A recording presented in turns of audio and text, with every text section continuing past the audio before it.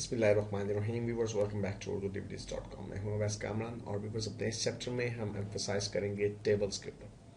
Viewers, tables basically database की जान है। आप कह सकते हैं कि कोई डेटाबेस कितना इफेक्टिवली काम करेगा, कितना तेज़ी के साथ वर्क करेगा, वो कितना फ्लेक्सिबल होगा और फ्यूचर में उसे किस हद तक हम मॉडिफाई कर सकेंगे, ये तमाम चीज़ें डिपेंड करती हैं कि आपने अपने डेटाबेस का जो टेबल स्ट्रक्चर है वो कैसे डिज़ाइन किया है। व्यूवर्स, यहाँ पर मैं आपको बताता चलूँ कि आपका जो टेबल है वो रोज और कॉलम्स पर मुश्तमिल होता है। व्यूवर्स, जो हॉरिजेंटल रोज हैं हमारे पास उन्हें हम रिकॉर्ड्स कहते हैं और हर एक रो में एक एक एंटिटी का या एक पर्सन का या एक आइटम का कंप्लीट रिकॉर्ड हो सकता है। मिसाल के तौर पे व्यूवर्स, एक कंप्लीट रो है, उसमें पहले कॉलम में है फर्स्ट नेम, सेकंड कॉलम में लास्ट नेम, फिर फोन नंबर, फिर एड्रेस, फिर ईमेल एड्रेस। तो व्यूवर्स, ये तमाम जो डिफरेंट फील्ड्स हैं वो एक ही रो के सामने नजर आ रही होंगी, तो उसे हम कहते हैं व्यूवर्स रिकॉर्ड।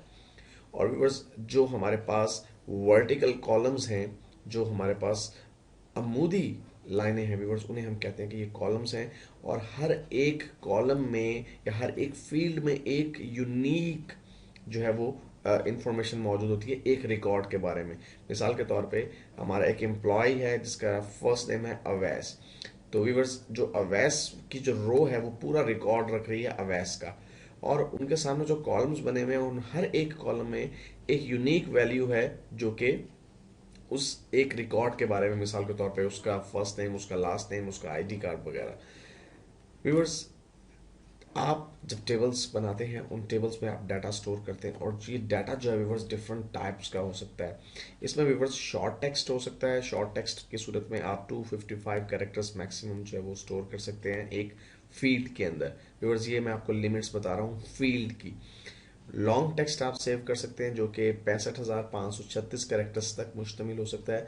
ये टेक्स्ट अमूमन व्यूवर्स यूज़ किया जाता है मेमोज वगैरह रिकॉर्ड करने के लिए। इसके अलावा आप नंबर्स जो है सेव कर सकते हैं, डेट एंड टाइम सेव कर सकते हैं, करेंसी वैल्यूज सेव कर सकते हैं, और ऑटो इंक्रीमेंटल नंबर यानी ऐसे नंबर जो ऑटोमेटिकली बढ़ते चले जाते हैं जब रिकॉर्ड बढ़ता जाता है। ऑटो नंबर्स आप जो है वो सेव कर सकते हैं फील्ड्स के अंदर।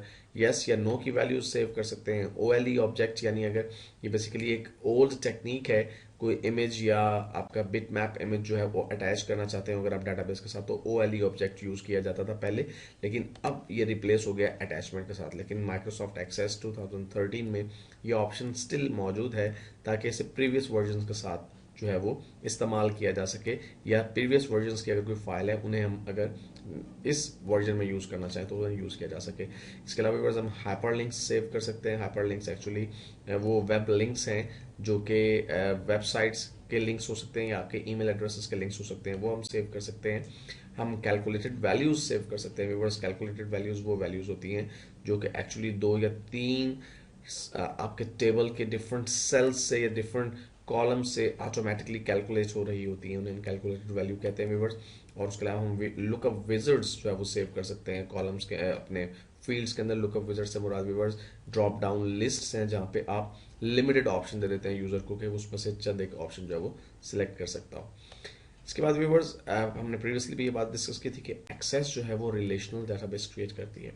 व्यूवर्स, आप जब किसी टेबल में रिकॉर्ड्स सेव करते हैं तो आपको एक यूनिक वैल्यू हर एक रिकॉर्ड के लिए चाहिए होती है।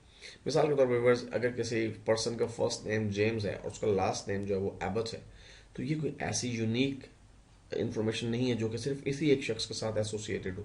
मेरा नाम अवैस कामरान हो सकता है दुनिया में 50, 60, 70 या 80 अवैस कामरान मौजूद हों या इससे भी ज्यादा मौजूद हो। तो इट मीन्स कि अवैस फर्स्ट नेम और कामरान लास्ट नेम, ये कोई यूनिक वैल्यू नहीं है। तो जब आप टेबल्स में डाटा स्टोर करते हैं तो आपको एक ऐसी एटलीस्ट यूनिक वैल्यू चाहिए होती है जिसके बेस पर आप एक इंफॉर्मेशन को, एक रिकॉर्ड को दूसरे रिकॉर्ड से डिस्टिंग्विश कर सकें। और व्यूअर्स, वो वैल्यू जो यूनिक है दैट इज कॉल्ड की वैल्यू। व्यूअर्स, आपकी वो प्राइमरी की कहलाती है और अमूमन जो है वो एम्प्लॉय आईडीज की सूरत में सेव की जा सकती है। आप अगर व्यूअर्स गौर करें आपकी कौन सी इंफॉर्मेशन जो है यूनिक है जो किसी दूसरे शख्स की नहीं होगी, तो व्यूअर्स वो आपका ड्राइविंग लाइसेंस नंबर हो सकता है, वो आपका NIC नंबर हो सकता है, आपका पासपोर्ट नंबर हो सकता है, आपका ईमेल एड्रेस हो सकता है। तो ये तमाम वैल्यूज जो है हर एक शख्स की यूनिक हो सकती हैं। तो व्यूअर्स, जब आप डाटाबेस में टेबल्स में डाटा को स्टोर करते हैं तो आपको एक एटलीस्ट फील्ड ऐसी चाहिए होती है जो कि बिल्कुल यूनिक हो, किसी दूसरे की एम्प्लॉय, किसी दूसरे पर्सन की या किसी दूसरे रिकॉर्ड में वो फील्ड मौजूद ना हो। उसे व्यूअर्स हम प्राइमरी की कहते हैं।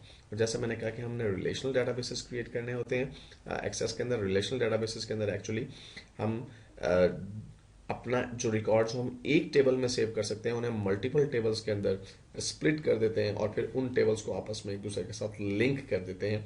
तो व्यूअर्स, वो टेबल जहां पर हमारा कोई रिलेशनल डेटाबेस सेव हो रहा है या रिलेशनल रिकॉर्ड सेव हो रहा है, व्यूअर्स, वहां पर जो हम उसको प्राइमरी की के साथ लिंक करते हैं तो वहां पर जो की होगी दैट इज कॉल्ड फॉरेन की। मिसाल के तौर पर व्यूअर्स, आप देखिए कि यहाँ पर हमारे पास एम्प्लॉय आईडीज इस टेबल में जहां पर हमने अपने एम्प्लॉयज का रिकॉर्ड रखा हुआ है, यहाँ पर ये एम्प्लॉयज आईडी जो है ये प्राइमरी की है क्योंकि हर एक एम्प्लॉय का एक आईडी और वो यूनिक है।